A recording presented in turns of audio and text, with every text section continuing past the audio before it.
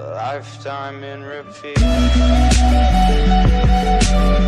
Environment Canada looking into reports of second tornado in Ontario Friday. Environment Canada looking into reports of second tornado in Ontario Friday.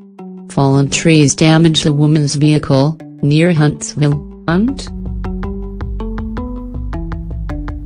Environment Canada is assessing whether a second tornado touched down in Ontario's Muskoka region Friday evening.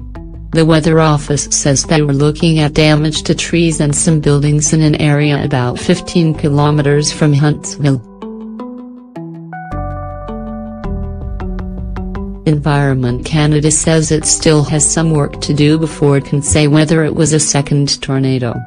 On Saturday, the Weather Office confirmed a tornado touched down on Fairy Lake near Huntsville. Officials estimate the twister had speeds of 130 to 150 kilometers per hour.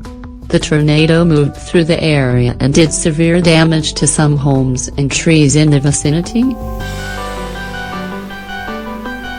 The thunderstorms that moved through the region downed trees and knocked out power to about 13,000 Hydro One customers. Many people had to do without electricity for much of Saturday. Lifetime in repeat.